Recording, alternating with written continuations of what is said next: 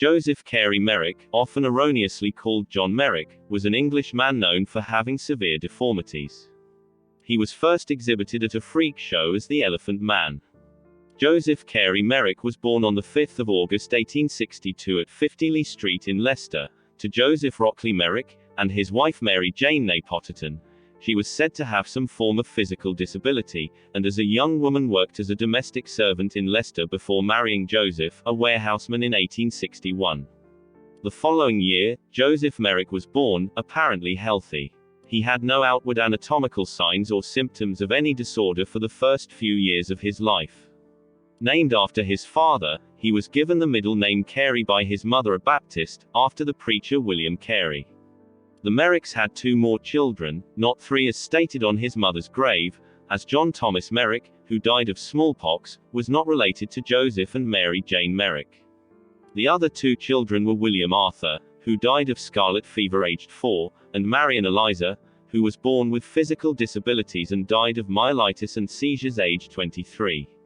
A pamphlet titled The Autobiography of Joseph Carey Merrick, produced in 1884 to accompany his exhibition, states that he started to display anatomical signs at approximately 5 years of age, with thick lumpy skin like that of an elephant, and almost the same color. According to a 1930 article in the Illustrated Leicester Chronicle, he began to develop swellings on his lips at the age of 21 months, followed by a bony lump on his forehead and a loosening and roughening of the skin. As he grew, a noticeable difference between the size of his left and right arms appeared, and both his feet became significantly enlarged. The Merrick family explained his symptoms as the result of Mary's being knocked over and frightened by a fairground elephant while she was pregnant with Joseph. The concept of maternal impression, that the emotional experiences of pregnant women could have lasting physical effect on their unborn children, was still common in 19th century Britain. Merrick held this belief about the cause of his affliction for his entire life. In addition to his deformities, at some point during his childhood, Merrick suffered a fall and damaged his left hip. This injury became infected and left him permanently lame. Although affected by his physical deformities, Merrick attended school and enjoyed a close relationship with his mother. She was a Sunday school teacher, and his father worked as an engine driver at a cotton factory, as well as running a haberdashery business. On 29 May 1873, fewer than 3 years after the death of her youngest son William, Mary Jane Merrick died from bronchopneumonia. Joseph Rockley Merrick moved with his 2 children to live with Mrs. Emma Wood Antle, a widow with children of her own. They married on 3 December 1874. Merrick left school aged 13, which was usual for the time. His home life was now a perfect misery, and neither his father nor his stepmother demonstrated affection towards him. He ran away 2 or 3 times, but was brought back by his father each time. At 13 he found work rolling cigars in a factory, but after 3 years, the deformity of his right hand had worsened and he no longer had the dexterity required for the job. Now unemployed, he spent his days wandering the streets, looking for work and avoiding his stepmother's taunts. Merrick was becoming a greater financial burden on his family, and eventually his father secured him a hawker's license which enabled him to earn money selling items from the haberdashery shop, door to door. This endeavor was unsuccessful, for Merrick's facial deformities rendered his speech increasingly unintelligible, and prospective customers reacted with horror to his physical appearance. People refused to open doors for him, and now people not only stared at him but followed him out of curiosity. Merrick failed to make enough money as a hawker to support himself. On returning home one day in 1877, he was severely beaten by his father and he left home for good. Merrick was now homeless on the streets of Leicester. His uncle, a barber named Charles Merrick, heard of his nephew's situation, sought him out and offered him accommodation in his home. Merrick continued to hawk around Leicester for the next 2 years, but his efforts to earn a living met with little more success than before. Eventually, his disfigurement drew such negative attention from members of the public, that the commissioners for hackney carriages withdrew his license when it came up for renewal. With young children to provide for, Charles could no longer afford to support his nephew. In late December 1879, now 17 years old, Merrick entered the Leicester Union Workhouse. Merrick became one of 1,180 residents in the workhouse. Joseph was given a classification to determine his place of accommodation.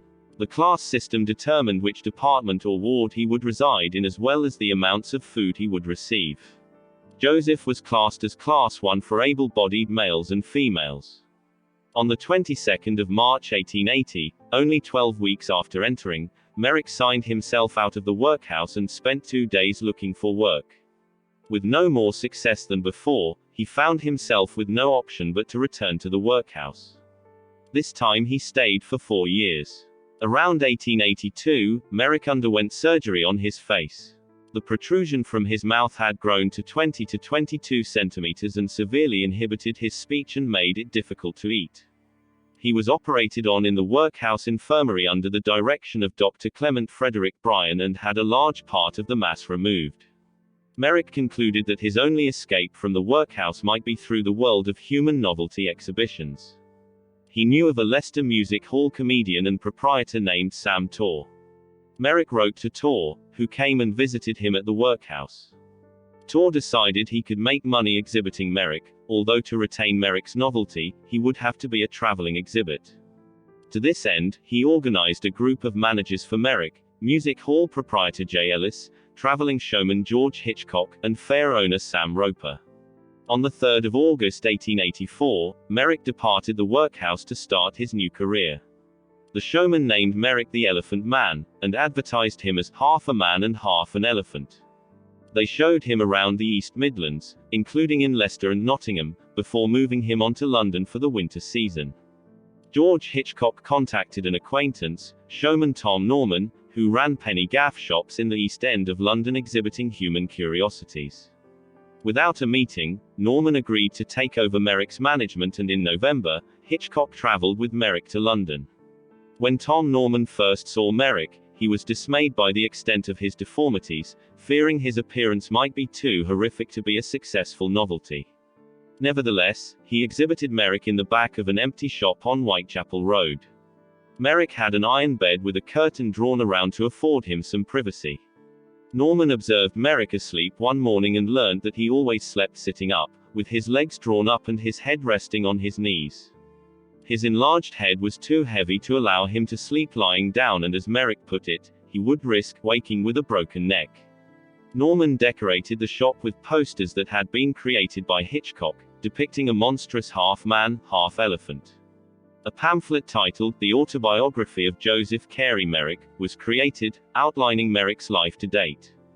This biography, whether written by Merrick or not, provided a generally accurate account of his life. It contained an incorrect date of birth, but, throughout his life, Merrick was vague about when he was born.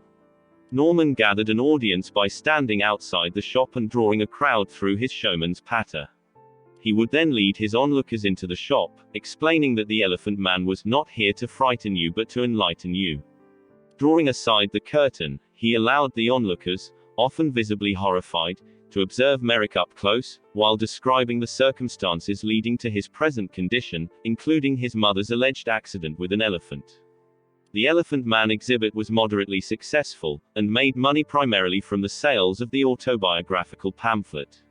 Merrick was able to put his share of the profits aside, hoping to earn enough to one day buy a home of his own. The shop on Whitechapel Road was directly across the road from the London hospital, an excellent location, as medical students and doctors visited the shop, curious to see Merrick. One visitor was a young house surgeon named Reginald Tuckett. Like his colleagues, Tuckett was intrigued by the Elephant Man's deformities and told his senior colleague Frederick Treves. Frederick Treves first met Merrick that November at a private viewing, before Norman opened the shop for the day. Treves later recalled in his 1923 reminiscences that Merrick was the most disgusting specimen of humanity that I had ever seen. At no time had I met with such a degraded or perverted version of a human being as this lone figure displayed. The viewing lasted no more than 15 minutes, after which Treves returned to work. Later that day, he sent Tuckett back to the shop to ask if Merrick might be willing to come to the hospital for an examination. Norman and Merrick agreed. To enable him to travel the short distance without drawing undue attention, Merrick wore a costume consisting of an oversized black cloak and a brown cap with a Hessian sack covering his face, and rode in a cab hired by Treves. At the hospital, Treves examined Merrick, observing that he was shy, confused, not a little frightened, and evidently much cowed. At this point, Treves assumed the Elephant Man was an imbecile. He measured Merrick's head circumference at the large size of 36 inches, his right wrist at 12 inches and one of his fingers at 5 inches in circumference. He noted that his skin was covered in papillomata warty growths, the largest of which exuded an unpleasant smell. The subcutaneous tissue appeared to be weakened and caused a loosening of the skin, which in some areas hung away from the body. There were bone deformities in the right arm, both legs, and, most conspicuously, in the large skull.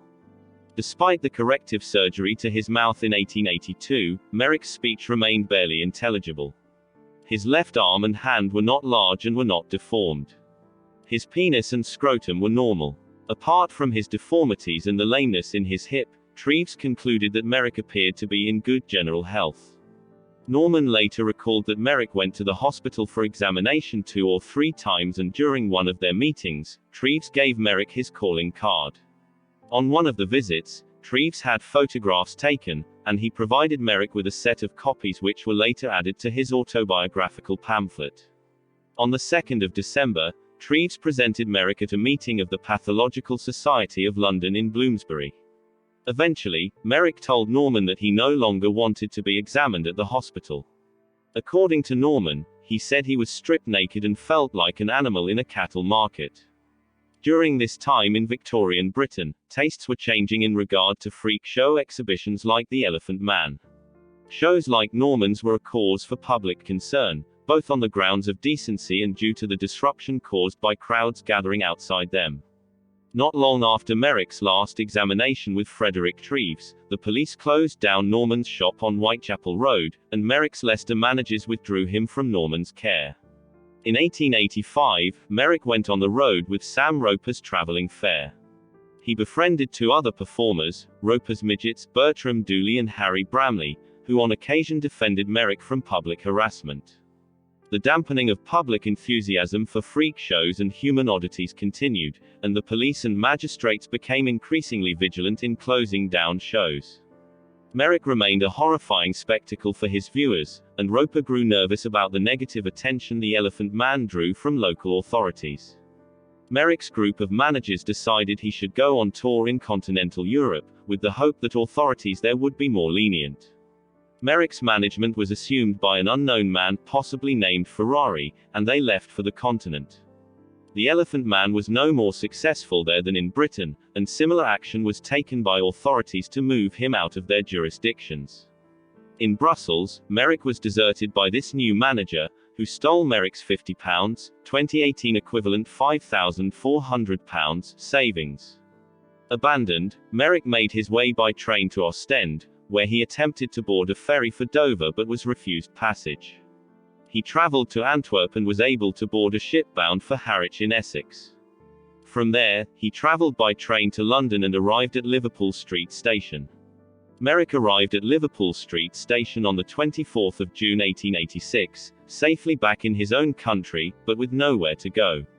He was not eligible to enter a workhouse in London for more than 1 night and would be accepted only by Leicester Union, where he became a permanent resident. Leicester was 98 miles away.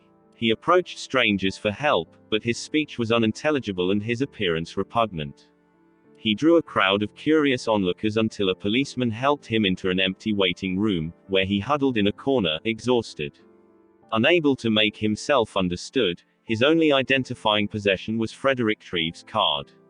The police contacted Treves, who went to the station. Recognizing Merrick, Treves took him in a hansom cab to the London hospital. Merrick was admitted for bronchitis, washed, fed, and then put to bed in a small isolation room in the hospital's attic. With Merrick admitted into the hospital, Treves now had time to conduct a more thorough examination. He discovered that Merrick's physical condition had deteriorated over the previous 2 years and that he had become quite crippled by his deformities. Treves also suspected that Merrick now suffered from a heart condition and had only a few years left to live. Merrick's general health improved over the next 5 months under the care of the hospital staff. Although some nurses were initially upset by his appearance, they overcame this and cared for him. The problem of his unpleasant odor was mitigated through frequent bathing, and Treves gradually developed an understanding of Merrick's speech. A new set of photographs was taken. The question of Merrick's long-term care had to be addressed. Francis Carr Gomm, the chairman of the hospital committee, had supported Treves in his decision to admit Merrick, but by November, long-term plans needed to be made. The London hospital was not equipped or staffed to provide care for the incurable, which Merrick clearly was. Carr Gomm contacted other institutions and hospitals more suited to caring for chronic cases, but none would accept Merrick. Gomm wrote a letter to the Times, printed on the 4th of December, outlining Merrick's case and asking readers for suggestions. The public response, in letters and donations, was significant, and the situation was even covered by the British Medical Journal. With the financial backing of the many donors, Gomm was able to make a convincing case to the committee for keeping Merrick in the hospital. It was decided that he would be allowed to stay there for the remainder of his life. He was moved from the attic to 2 rooms in the basement adjacent to a small courtyard. The rooms were adapted and furnished to suit Merrick, with a specially constructed bed and, at Treves's instruction, no mirrors. Merrick settled into his new life at the London hospital. Treves visited him daily and spent a couple of hours with him every Sunday.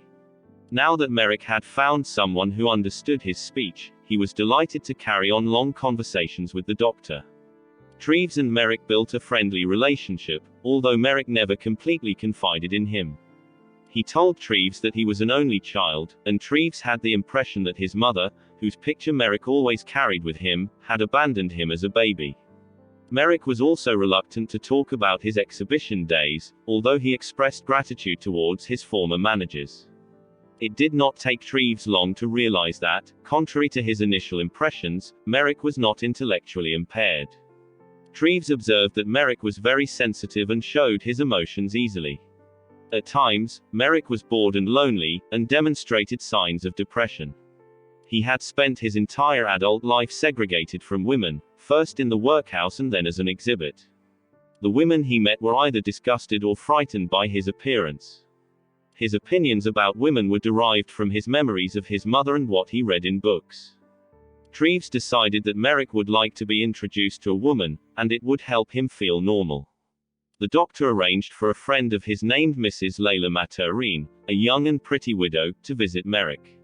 She agreed, and with fair warning about his appearance, she went to his rooms for an introduction.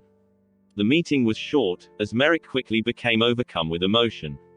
He later told Treves that Maturin had been the first woman ever to smile at him, and the first to shake his hand.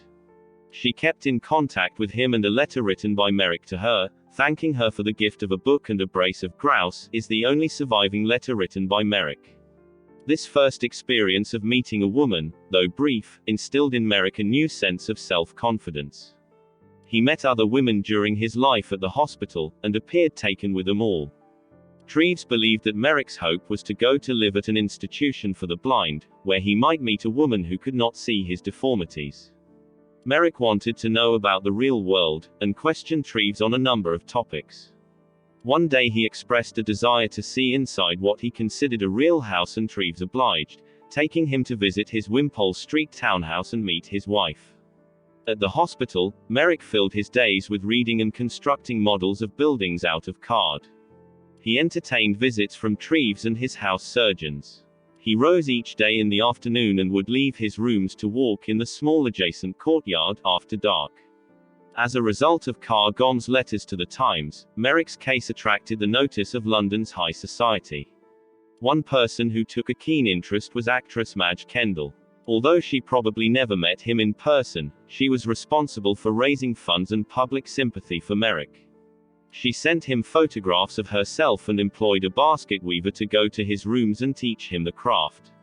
Other ladies and gentlemen of high society did visit him, however, bringing gifts of photographs and books. He reciprocated with letters and handmade gifts of card models and baskets. Merrick enjoyed these visits and became confident enough to converse with people who passed his windows. A young man, Charles Taylor, the son of the engineer responsible for modifying Merrick's rooms, spent time with him, sometimes playing the violin. Occasionally, he grew bold enough to leave his small living quarters and would explore the hospital. When he was discovered, he was always hurried back to his quarters by the nurses, who feared he might frighten the patients. On the 21st of May 1887, 2 new buildings were completed at the hospital and the Prince and Princess of Wales came to open them officially. Princess Alexandra wished to meet the Elephant Man, so after a tour of the hospital, the royal party went to his rooms for an introduction. The princess shook Merrick's hand and sat with him, an experience that left him overjoyed. She gave him a signed photograph of herself, which became a prized possession, and she sent him a Christmas card each year. On at least one occasion, Merrick was able to fulfill a long-held desire to visit the theatre. Treves, with the help of Madge Kendall, arranged for him to attend the Christmas pantomime at the Theatre Royal, Drury Lane. Treves sat with some nurses, concealed in Lady Burdick Coote's private box. According to Treves, Merrick was awed and enthralled. The spectacle left him speechless, so that if he was spoken to he took no heed. For weeks following the show, Merrick talked about the pantomime, reliving the story as if it had been real. On 3 occasions Merrick left the hospital and London on holiday, spending a few weeks at a time in the countryside. Through elaborate arrangements that allowed Merrick to board a train unseen and have an entire carriage to himself, he travelled to Northamptonshire to stay at Fawsley Hall, the estate of Lady Knightley. He stayed at the gamekeeper's cottage and spent the days walking in the estate's woods, collecting wild flowers. He befriended a young farm labourer who later recalled Merrick as an interesting and well-educated man. Treves called this the one supreme holiday of Merrick's life, although in fact there were 3 such trips. Merrick's condition gradually deteriorated during his 4 years at the London hospital. He required a great deal of care from the nursing staff and spent much of his time in bed, or sitting in his quarters, with diminishing energy. His facial deformities continued to grow and his head became even more enlarged. He died on the 11th of April 1890, at the age of 27. At around 3 p.m. Treves's house surgeon visited Merrick and found him lying dead across his bed. His body was formally identified by his uncle, Charles Merrick. An inquest was held on the 27th of April by Win Edwin Baxter, who had come to notoriety conducting inquests for the Whitechapel murders of 1888. Merrick's death was ruled accidental and the certified cause of death was asphyxia, caused by the weight of his head as he lay down. Treves, who performed an autopsy, said Merrick had died of a dislocated neck. Knowing that Merrick had always slept sitting upright out of necessity, Treves concluded that Merrick must have made the experiment, attempting to sleep lying down like other people. Frederick Treves stated, "He often said to me that he wished he could lie down to sleep. Like other people, he must, with some determination, have made the experiment." Thus it came about that his death was due to the desire that had dominated his life, the pathetic but hopeless desire to be like other people. Treves dissected Merrick's body and took plaster casts of his head and limbs. He took skin samples, which were later lost during the Second World War, and mounted his skeleton, which remains in the pathology collection at the Royal London Hospital, which amalgamated in 1995 with St Bartholomew's Hospital Medical College. His mounted skeleton at the medical school is not on public display. There is a small museum dedicated to his life, housing some of his personal effects, and a new replica of his skeleton went on display in 2012. His remains in a glass case in a private room at the university can be viewed by medical students and professionals by appointment, to allow medical students to view and understand the physical deformities resulting from Joseph Merrick's condition. Although Queen Mary University of London intends to keep his skeleton at its medical school, some are contending that as a devout Christian, Merrick should be given a Christian burial in his home city of Leicester. On the 5th of May 2019, author Joe Vigamungovan discovered that Merrick's soft tissue was buried in the City of London cemetery. Thanks for watching. For more videos please click like and subscribe.